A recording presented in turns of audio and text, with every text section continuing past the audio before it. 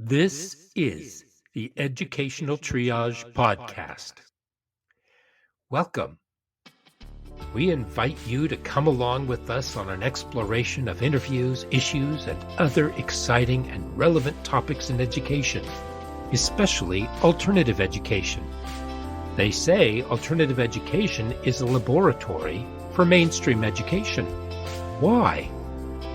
Well, join us every week and listen in as Philip Summers Aloha. and I, Tony Hunt, jump in feet first to discuss issues that may affect our classes, students, communities, as well as our teaching.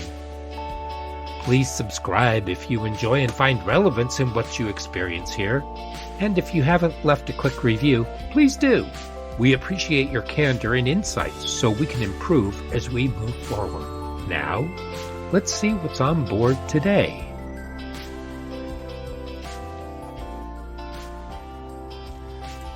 And we're back for another rousing discussion this week in Educational Triage. And this week I'm joined with Philip Summers. Aloha.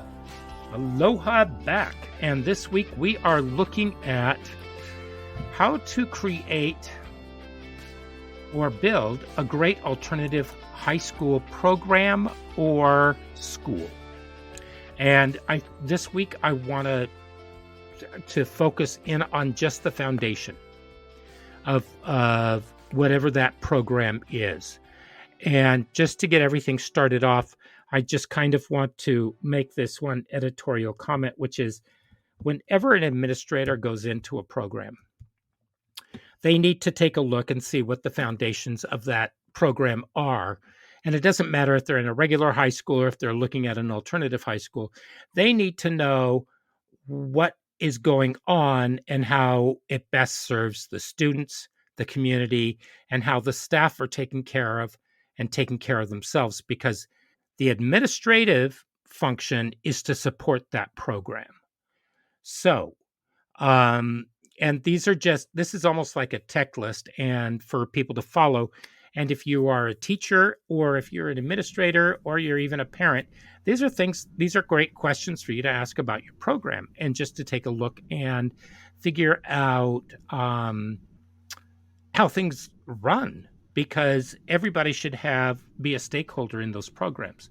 So, Philip. Yes. Hello. If we're going to build something, it doesn't matter if it's public or if it's private. We're going to take a look at something. And so I think that the first tick on our list is going to be, how do what's the ultimate goal, or what's the guidance or the guiding principle of the program? Well, before I start with that, I really commend you for saying that you wanted to just start with the simple stuff. Yeah. Yeah, just the foundation, I think you called it. And simplicity is hard. We all want to analyze and be experts, but I learned from the very beginning, like the simple concepts of the program, all the programs actually, there were different kinds, but they just served kind of different roles, basically the same way. And that really kept my focus. It really kept a North Star, the Southern Cross. We knew which way we were going and where we were always going. I remember one of our staff members would always say, yeah, what's good for the kids? Is this whatever is best for the students? Yeah. He goes, this about the kids? He'd always say, is this best for the kids? And that is always a way to go, yeah, it is. Yes. No, wait a minute. No, it was really good. But yeah, what's one of the things that you want to do is you want to make sure you have relationships. And that's critical. It reminds me of a story. I was asked once there was a new site being put in, and it was fancy and new, and it was next door, and it was designed to serve more students than we had served before. And I was asked how I thought it was going to be. And I said, I don't think I'm going to like it. And the person asked me why. And I said, had you ever heard of Dunbar's number? And they looked at me quizzically and said, no. And I said, well, it's a number of about 100. Us humans we kind of hang out with about 100 people our communities are about 100. It's about as many people as we keep a tab on, Is kind it of 100 or intimately. 150? It can be 150, but 100 is a pretty good number where Okay. it's somewhere in there. But how about Hmm. where you get everybody. You don't Hmm. over that you break off into subgroups and form kind of unmanageable cliques and societies and subgroups and those kinds of little things. And if you've ever seen, high school do that, there are, I went to high school where there were 4 cliques that I knew of. And when you look back on it, so many more. But that's what happens with high schools when they get over that 100, 125, 150 maybe mark. They break Hmm. into cliques. They start going to sites. They start claiming territory, and those kids claim kid territory, and Hmm. administrators, they claim administrative territories, and the teachers. It becomes sort of a sub society, and we managed to avoid that in our small environment. And it, unfortunately, once that building went in and all those students came in, from what I hear, that's exactly what occurred. They all broke into their sub societies. That's what humans do. And Right. Dunbar's number is somewhere between 100 and 150, and we just do that as humans. Right. And yeah, so if you build your big school, what you get is just, you know, cliques and little societies running around, just like a little city. They do all that stuff that little Hmm. cities do. Yeah, it's ugly. It's really kind of weird, but true. Okay. That's a really good point. It really is. So you want to keep the numbers small. Yeah, you want to be intimate. You got to have those Hmm. relationships. Relationships. Yeah. Right. And most of the programs that I've worked in, the numbers were generally under 100 anyway. Yeah. I believe because you want to. It depends on how many teachers, and I think in one program we had 7 teachers, and the teachers they still had prep periods, and but each one of them had 12 students that they guided, and Hmm. that number 12 was really important. And so we had 7 teachers, so that would be what 84 students, and Oh, I don't think we ever went over 100. And we had all kinds of different things for them to be involved in, but all of us were advocates for those students, which meant that we did different kinds of groups, we did different kinds of outings, and so it was very much relationship based. hmm. But I think that that's a really good place to start, because if we have that and we know that we're going to be relational, because we know that relationships is what will build a sense of belonging, Yeah. and for a lot of those students they don't have that. So Yeah. but your ultimate goal of the program is for students to find success in some way, for them to feel a sense of belonging perhaps. And stop me if I'm wrong, because I know that there's more that could go with this, but you also want them to be able to feel the sense of achievement, don't you? And accountability. Okay, They good one. really want that. And they want to know where they're at. Kids are always asking, what's my grade? What's my grade? Well, what they're really seeking is, how am I doing? How Hmm. am I going to get to the next place? And that's Hmm. applicable in everything. They Right. want to know that about everything. And so if you know that, you cue them. And Hmm. so if they're doing wrong, you let them know. That's a boundary. And you if they're really egregiously out of bounds, it's sort of a reaction that matches it in a way, and then it's over. Hey, this is not to be done. The rules. The rules say it's an attendance thing. We can talk about that later, but an attendance policy that says this, or this, Hmm. and now I'm this, and I will hold you accountable. And they go, oh, yes. And then they know that's the line, and they don't cross it. They know that's what it is. And they like that. There's comfort in that. They like that. You have to mean it, and they know you mean it. And then they develop that habit, because if they have to make their own line, they get very squirrely.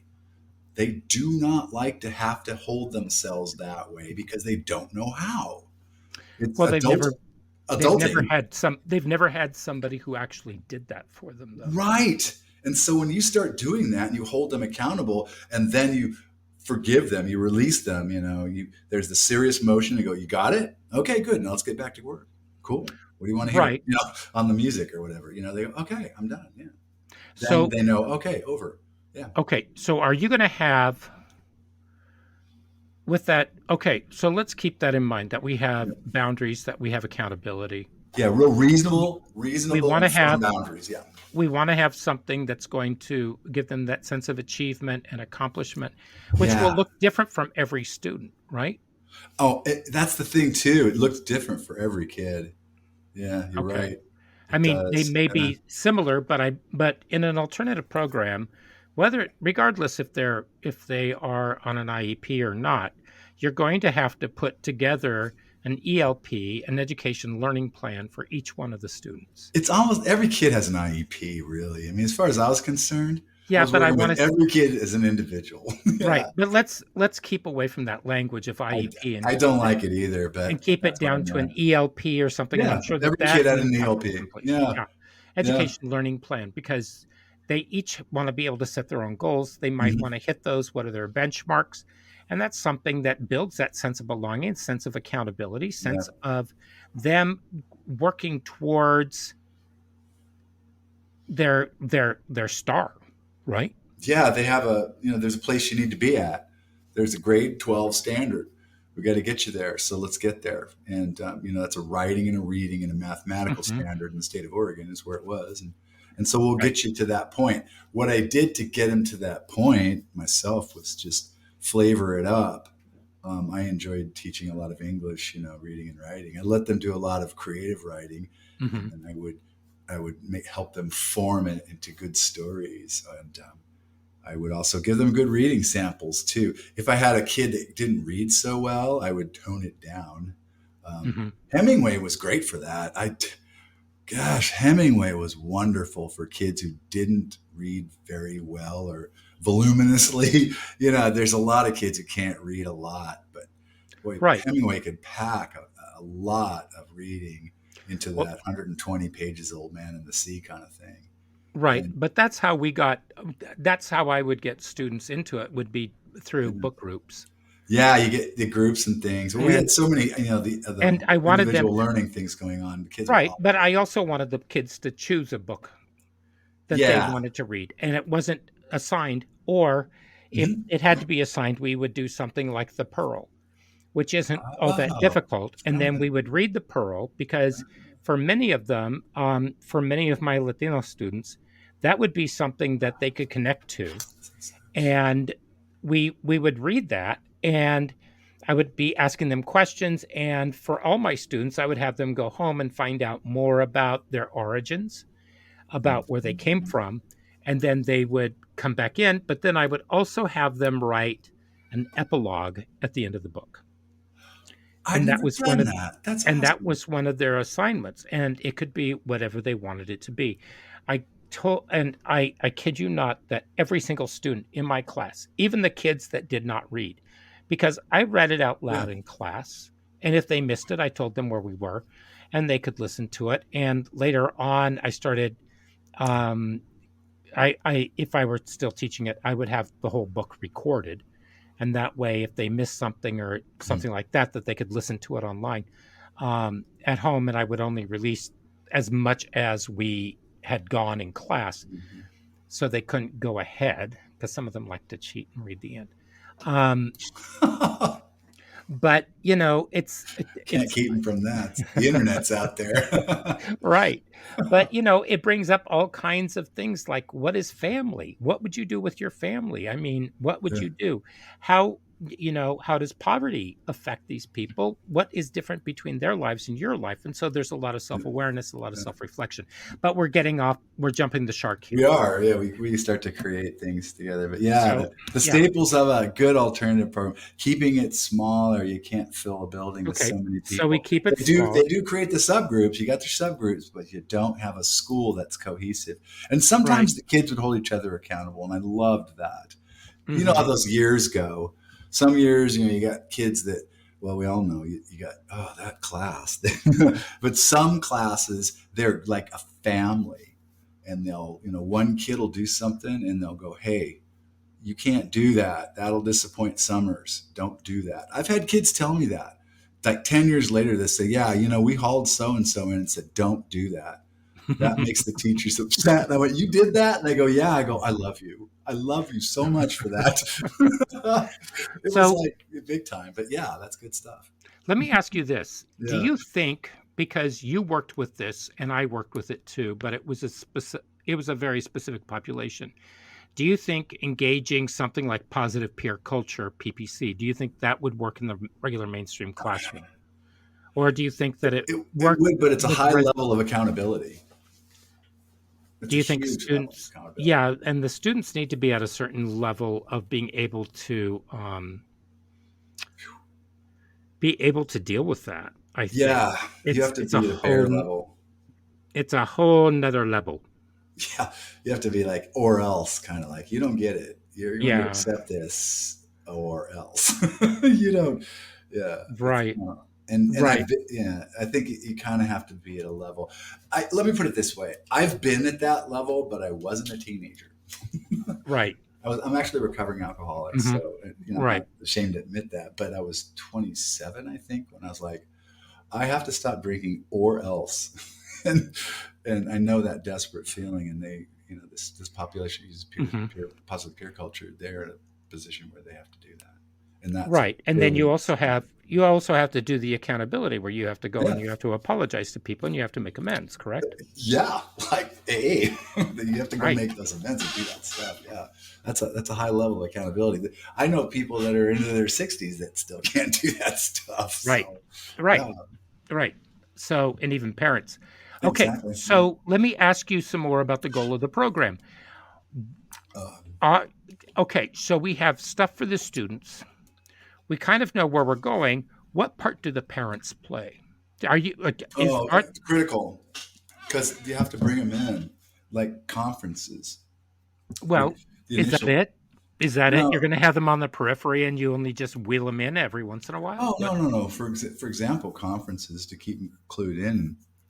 Um, it's tough to do the community things, but not so tough if you still have the small population. Um, it's kind of like sometimes it goes with the class thing too. We used to do cultural celebrations, and by cultural celebrations, it wasn't called that, but we had like parents doing cooking things via the students. It was kind of like if a student wanted to do a cooking project, but the parent was sort of good at it too, Hmm. there was a way that the parent kind of helped and oversaw it. And so we could involve parents. And there was Hmm. the food handler card thing. So we didn't have the parents help, but Hmm. then parents kind of helped. We had like satellite involvement through parents. We had a small enough population that we got to know some of the parents. And some parents, of course, it was kind of tough to get them to come to conferences. But then some parents were more than involved on a casual level, like a really deep level, Hmm. and they had more than one kid come through the program too. Because once you get that sort of connection with it was a good school, then I want my daughter to come here, my other daughter to come here, and so we had like three daughters in a row, and like three, Right. three of the Right. family, and so that parents became pretty involved in the school. What about Um, respecting the parent who can't? we do that. It's there's usually something behind that too. I I mean, mean, obviously, the relationship is. It may well, be that the parent has a good relationship with the child, and they just don't want to come. That happens too. We respect. well, there's well, I can They think do have of to come to conferences with the child because we feel that they'd have to be involved. At least in the program I was involved with, they did have to. well, yeah, my program too. The parents Yeah, had to be there, and if they didn't, then that meant that the student was in danger of not coming back at the end of the quarter. Which, kind of like that, for or mandatory. for many of them, it sucked, but it also gave some depth to Yeah. the purpose of the conference, and it gave it some gravity. And it But gave our program credibility. It's like exactly, this program demands involvement. right, right. So, but what I'm thinking is there are some parents who work two, three jobs Oh yeah, and they don't have the time and it's very difficult for them to make it. And then there's some who can, but I think it depends on what kind of a job that they're working. Um, there I hear from different people who have students who say, my parents just don't have the resources to be able to do that because they're working just to put food on the table. And that's why There's I that don't. one. There is that one. Yeah, I had a couple kids like that. I just worked with the kid. Usually, it was a kid that was older, Hmm. and they were used to it. It's like, this is my life, My Hmm. parents work like crazy. I've been raising myself. I come to school, or you just realize that's what it is, and so you go, okay, I'll take it. I got you here, kid. I'll take you. Right, It just but I happens. Yeah. it's still necessary though, I think, to be able to contact the parents. You try, or you make a telephone conference. You do what you can, but Hmm. you take the Well, kid. I think that even being able to call them on the phone Yeah, and being able to do that, I think that that's important. So, yeah, you try that. Yeah, you do what you can. okay. Sometimes you actually, a lot of times there's interpreting through the kid through the Hmm. phone, which is interesting. But you Okay. do what you can. Okay. So let's go back to the ultimate goal of the school and the program. Yeah. And that would be for the student to find achievement and accountability Hmm. along with the parents, with Yeah. parental support, the school support. And then are you also going to be involving the community in some way or another? Like, are you thinking about possibly building community partnerships? My last program that I worked with, we went and the students would serve internships, and those internships would go for about 4, 5, 6 weeks, and Yeah. the students would be out there 4 out of 5 days a week for what 2 to 4 hours a day, and they would learn something. They would be okay. Let's say that they went to a car dealership and they worked out in the shop, or maybe they worked up in reception. They worked at a beauty salon. They got to follow along. They got to go to classes and get some ideas with that. They would go to a manufacturing plant and they would be able to shadow people, but they would also work in shipping and receiving. So they would learn a whole lot of different skills Not where they necessarily worked. vocational either. This is just career Right. exploration. Yeah. Yeah. Exactly. I mean, Exactly. they Yeah. even went to work for the city, Yeah. and our Spanish speaking students, because they could do document translations, and they could work in that department, and they could do that. There were quite a few different places for them to go, and we did sort of put them out to the elementary schools to work as teachers' aides as well. And even We, though we even did the that too. ones Yeah.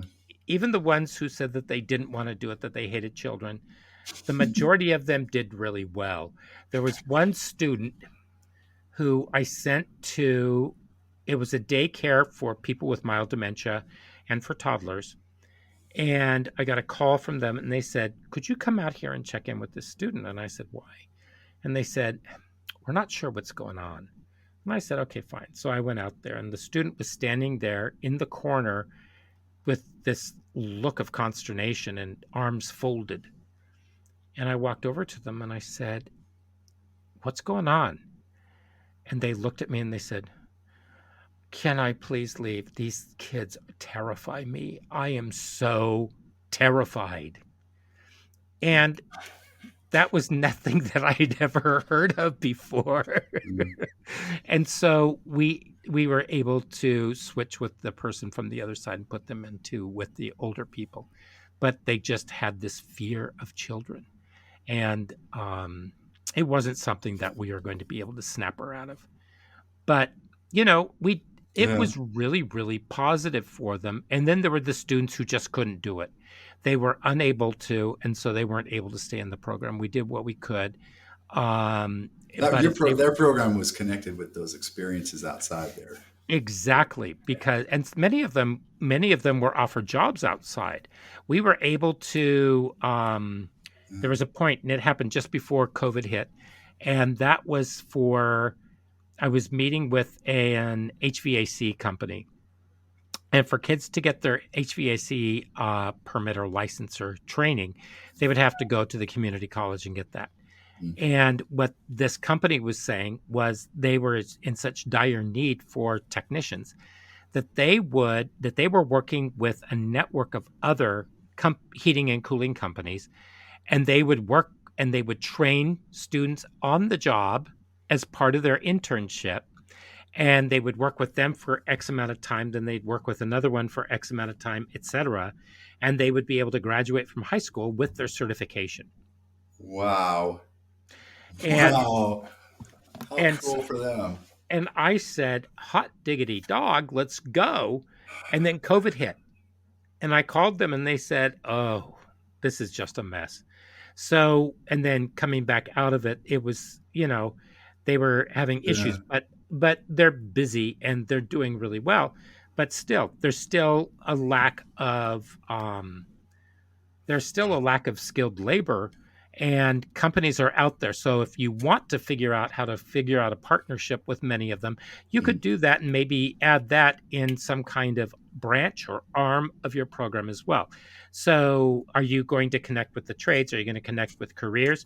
These are things that you can also put in there because the students get elective credit for that, and it depends on the hours that they're out there that determines those credits, and there's a whole bunch that goes with it. So these are all things that you can put into the school and the program, and that also helps the community buy into your program because they're getting something from it, the students are getting something from it, and it gives you um, All right. more accountability for yourself I and was gives thinking you. about that, Yeah. and I know that that was a angle that you had for a long time. I know that that was Hmm. a program that you ran, and then I ran a program that didn't necessarily have that, and I was thinking, okay. But And then I was thinking, okay, the common thing about that is it's the commitment. And so, what's one of the basics that you have to have in an alternative program that you don't necessarily have, excuse me, in a public school program or just a regular school program?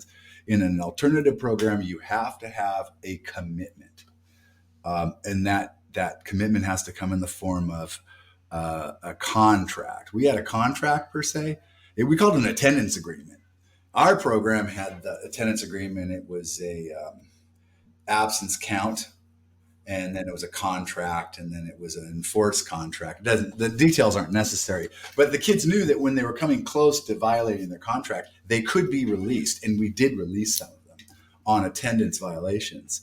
But and it was agreed upon contract, but it was a commitment. And with you, it was a commitment to, you said that some kids just couldn't do it, and we had to let them go. You said, right, there it right, is. That's a because they were commitment to the program. We do a certain thing here, and if you can't do it, then you have to find someplace else to go. It's no hard feelings. It's not that you failed. It's just that we do something here, and that you have to commit to that. And if you can't do that commitment for whatever reason, we'll find something else for you to do. Go somewhere else because right. we have a commitment. Yeah, there it is. But with that last program that you were with, Yeah. the one that I was with earlier, Oh, that's a different one, but I I was talking whoa, about the but general. Oh, no, okay, I good. still Oh, go had ahead. Never community. mind. I I still interrupted. Go ahead. I still had community involvement. Oh, And yeah. what I did was I joined a business association, and I went in there, and you might be able to use Rotary. That's one way of getting community involvement going. But when I was working with the students in residential, um, I went to this business association and I just talked at my program and I said, we need speakers. We need people to come out and talk about their careers and what it is that you do. So, and this all started because I knew somebody who was an architect and they designed shopping centers.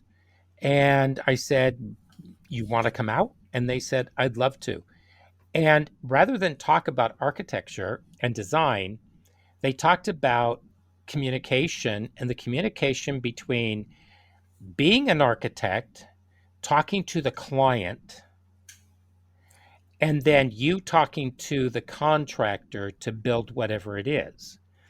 And so it was fascinating because people took on two different jobs and we had kids partnered up. And so and we did it with paper bag masks. And so the contractor would talk the architect through, and the architect would draw what they believed that the contractor was telling them. And then they would show that and give that to the contractor, and the contractor would build the puppet bag mask based on the drawing and the configuration that the architect gave them. And it was, I, the kids were absolutely, they were like, oh my gosh, that doesn't look anything like what I said. And it really explained to them, and it was impactful because they talked about it much later. And they talked about how wonderful it was, but just how terrible it was because they didn't even come close to what it was that they were supposed to get. They probably And never so, thought about it. and we could use that. But David talked about how that was what it was like to be an architect, because you're trying Wow. to give them what they want, but there were other catches where they could, you know little safety nets where they would come in and they would look and they'd say, nah, nah, nah, let's fix that and that. But by the same token, it was really good. But the students learned about investing. They learned about car dealerships. They learned about all kinds of stuff that these people came in. They learned about law, yeah, and writing. And it was fantastic for them because they weren't able to get out there, but these people were able to come in, and the people loved doing it, and it was free. And it was well worth it because it gave me a platform to share with the community, and it made the kids feel as though they were connected as well, and that they weren't such pariahs. they you were know they were connecting. Excuse me. Okay, so we have all of this down for the goal of the program, which is success, to have community, parental, and Clear boundaries, sense of commitment. belonging, commitment. Okay, so now we have all of that because the achievement is supported by all these other pieces. Now, Here's another one. Achievable goals, gradual achievable goals, and here's one. Um, I'm trying to think of the word. We had 4 week intervals that we looked at the goals. right. So the kids were to make their credit in 4 week intervals, Mhm. which made them very easy to see. Which gave them about an eighth of a credit, right? 0.125 Right. of a credit, eighth of a credit. For Yeah. each class that they were passing. Any in each class. So we didn't actually say you had to have so much in this class or so much in that class. It's more like, combined. And so it was really kind of easy to do. You could kind of let one exercise slide and do a little bit more of one. And so some kids would really attack the class they liked. But you had to tell them, hey, don't get too crazy about that subject. You owe, so and so an assignment or two. So get on that one. But yeah, Okay. 0.125 credit. So it's bite size. They could see achievement, like you said. Okay. So right now you're starting to get into more of the nitty gritty, Well, I'm and we're thinking going. that just make I'm sure that going they from the big know picture. where I they're want at to at all go times. right. I want the big picture, and Right. then we're going to work our way down. So we'll get to that in a little bit. So we Oh, have the okay. ultimate goal of the program, and then what's your mission statement? That's the next biggie. Oh, So mission build on statements. I that. hate those. What can you say? Yeah. Boil it all down into one statement. Ugh. What can that be? So that is where you're going to have to put all your heads together and determine what is the function of the program. And when you come back from it, the one thing I'm going to caution everybody is, how student centered is it? Because if it's not student centered, if it Mm. doesn't have anything around the students, you're going to have to start back and begin all over again, because everything should be about the students. Everything should be about the student Exactly. because that's the reason you're there. Hmm. You Right. Right. And then once you have that mission statement done and you feel satisfied, and you can always go back and edit it and take a look at it. Right. But so your goal, your mission statement, and believe it or not, but when I took over my last program, one of the first things we did was we developed our mission statement, because I said, I don't see a mission statement here. We're going to do one. We already know what our mission is. We already know what our goals are. and we're going to refine those. We're going to do a little bit more with those, but we need to refine the mission statement. We don't have one. And so that took some time. It wasn't something that's just going to come out from digestion. It's going to be something that really has to be thought about, and you really want to make sure that it's deliberate. It reveals a lot about a group, It dare I does. say. It does. If you read a 2-paragraph mission statement, you Hmm. got yourself one conflicted group of people. Like, And then, really? Everyone got something in there, didn't they? mhm. And then you're going to have to think too about what is your overriding pedagogy. Oh gosh, that one's a good one. And Uh, if you have an overriding pedagogy, or maybe you have overriding pedagogies, uh, and you're able to figure out a way to make them into a melange and to mix them so that you're not forced to stay within the confines of one, but you can reach out, you can use bits and pieces of another one and bring those in. yeah. But you need to still find adherence. And I don't know if this is making a whole lot of sense. No, it totally does. I was just thinking, you have to have a flexible group. Well, That's the charm. You have to have a really good group. No one can be very rigid in there and say, "Oh no, I got a way of doing this, and we got to really do this." Like, wait a minute, hold on. You got to be very okay, flexible, nimble. right. And Yeah. that brings us to staffing. Oh yes, it does. Yeah, Because when you wouldn't talk yeah. about you can't have a rigid group, you're not talking at all about the students. You're talking about The the staff. staff. Oh, absolutely. The staff have to be flexible and nimble, intelligent, accepting. Right. So, Yeah. okay. So you figure out what your pedagogy is or what your pedagogies are. Maybe Mhm. they're just something that's natural and innate Yeah. because some teachers just have it. They really do. They do. And there's some teachers are just magnets for students, and they're the kind of teachers that students will remember for years to come. And because they make an impact in one way or another on those Hmm. students. And then some And teachers are, yeah.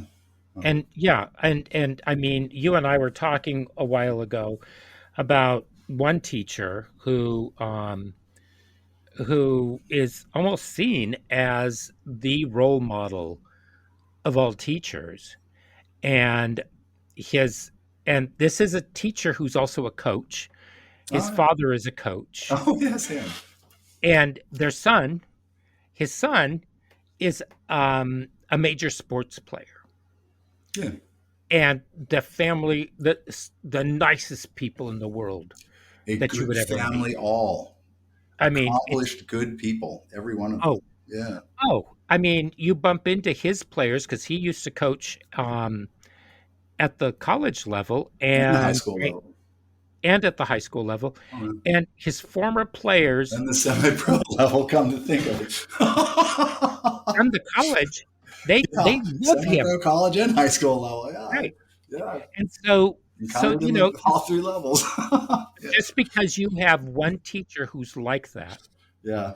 doesn't mean the rest of them are going to fall into line. No, no. In You, fact, there's you, some teachers that are jealous of those teachers, and they kind of, yeah, it's not yeah, you have, fun. It's like and any and other place, people. It's like any other place. and you can't. There's no room for backstabbers. No, but there are backstabbers amongst this profession. There are. And there was one thing that we had at this one program where I worked, and our director, we would have our early Monday morning meetings, and before the students would come in, and one thing that we were given at the beginning of the year was a goat. We were given a small pewter goat in a purple velvet bag. And later on, I went out and I was doing a lot of crafty stuff with paper mache, and I made a goat bowl. And so I made this bowl that we would keep in the middle of the conference room. And what would happen is we were all allowed one day a week or one thing a week. where something or somebody got our goat, and that was it. Nothing else was allowed to get your goat. And so when something got your goat that week, you had to put your goat in the bowl.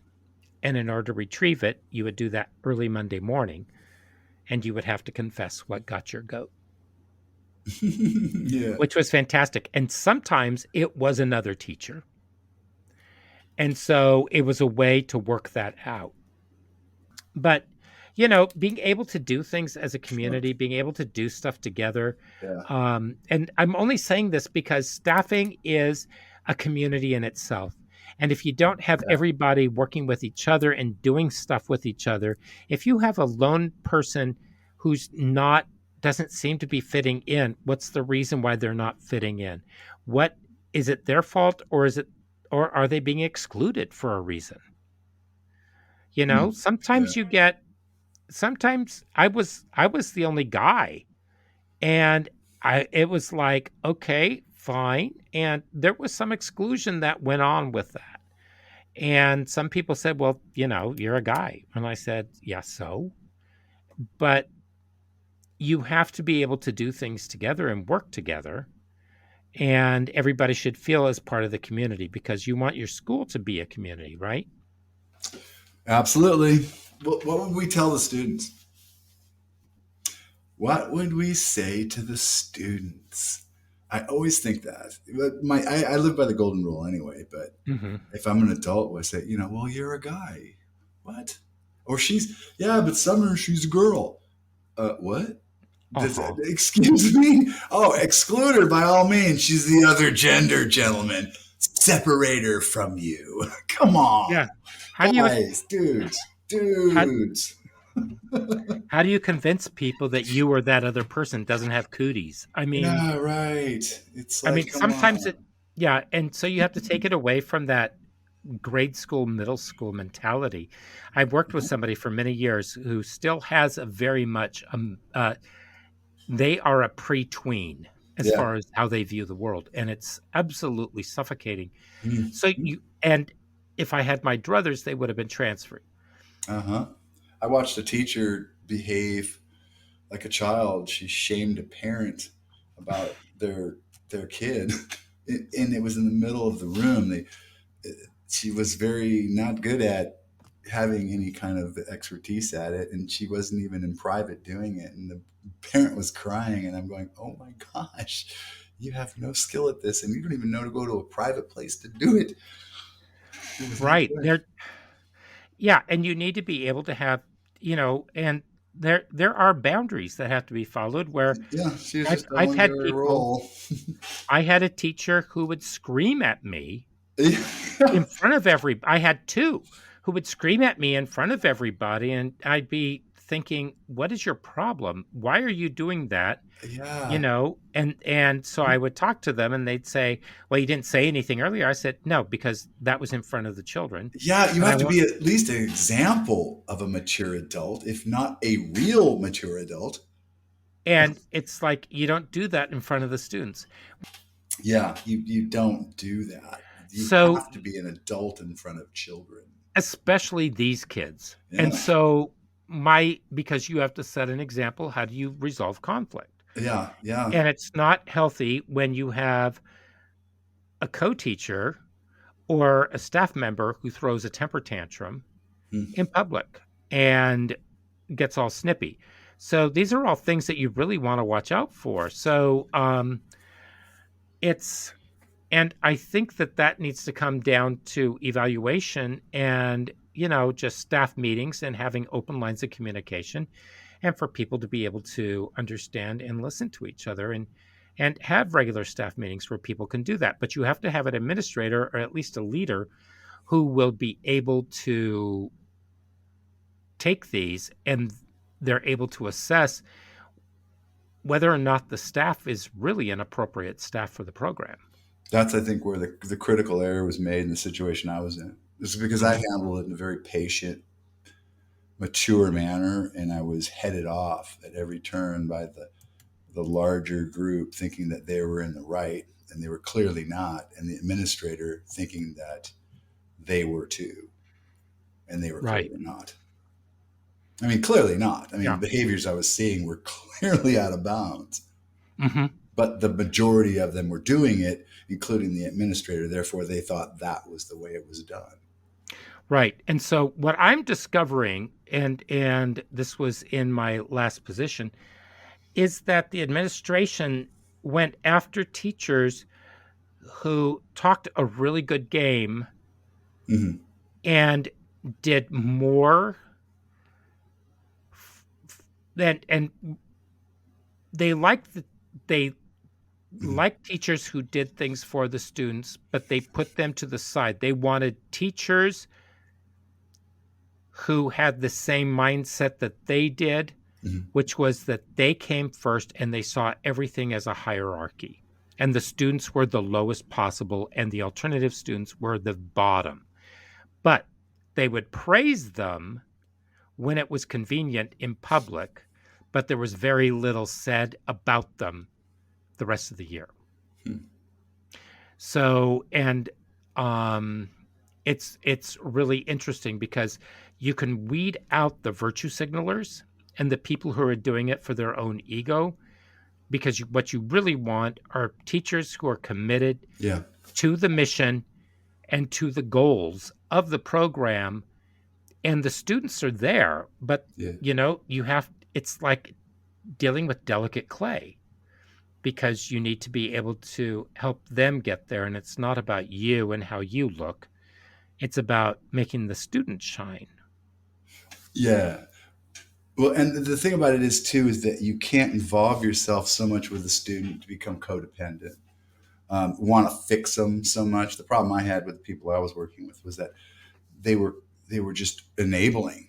They wanted to do everything for every student at all times, and they were just Hmm. so wrapped up in it. And I'm going, wait a minute, you're a teacher. You're not a minister and a teacher and a parent and a sister and a chauffeur and you're not all the things to this student. There's not everything that you can do.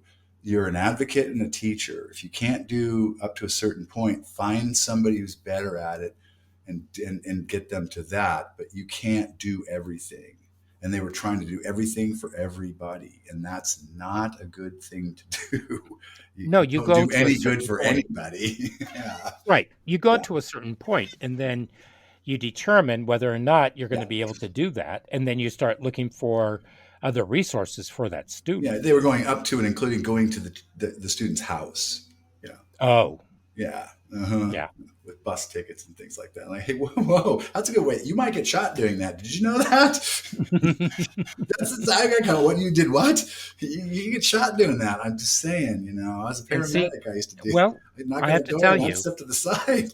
Yeah. I have to tell you, I did that, but I would call the student first and tell Oh, them I was absolutely. on my way Yeah. and that I would be there. And they knew my car. So they'd be out there waiting for me. I'd give it to them. We'd talk, and then I'd leave. Yeah. I wasn't And saying that like every neighborhood sketch, but I'm saying you don't walk up to doors and right. I never left my car. yeah. So, but, right. So here's where we are. Yeah. We made it through a small portion of where we were going. We got almost to halfway with where we are today, and we still have more. I think we covered the goal of the program and getting that going, the mission statement, pedagogies and how to incorporate others. I think that is something that is going to be peculiar to every single program and Yeah. every single staff. And then the staff really is the linchpin, and especially the administrator and what their view is. And I Mhm. believe that the staff in an alternative program and an alternative school, they need to be able to have a leader who's going to inspire confidence and that they can defer to, Yeah. because far too often I've seen people come into programs where they automatically assume they know everything and they want to take over. And that's just how they are. And it doesn't necessarily work so well for all the students. And so they miss a great deal of what's going on. But it also says a lot about who they are as a person, that it's more ego for them than it is something about being there for the kids and trying to do what's best for the students. Right. So I think that's one of the red flags, perhaps. But yeah, you want it, because we didn't talk about the leadership yet. So I think that in our next episode, we should do part 2 of the foundations and begin with leadership and what we should look for in a leader. What do you think? I like that. Okay. And then we have some other pieces that we're going to do on the foundations. And I hope that people found this to be relevant and it gives them food for thought. Yeah. And it's just one of those things. And if you are in a program and you're wondering, where are we going? Hopefully this gives you more of a plan to start considering what you might want to put together and come up with some ideas. And we're not going to give you we gave you some specifics of things that we did, but hopefully it generates a maelstrom of ideas that are percolating and coming into your head like a hurricane. And somehow when all the winds die down, you have something that looks really cogent, that works for students, and that can work for you and the rest of the staff and the rest of the program. That's what we do. We throw in a big fan. Yeah, except sometimes it gets left and we get thrown in. Works for us. So we hope to see you again next week when we will continue this conversation. And be sure to subscribe. Be sure to give us a rating, and because that's how people can find us. And we are here for you. So let us know your thoughts. Give us some ideas of more things that you want us to cover. And we will see you then. Until then, ta-ta, ciao, auf Wiedersehen, adieu. Aloha. There we go. Okay, bye-bye.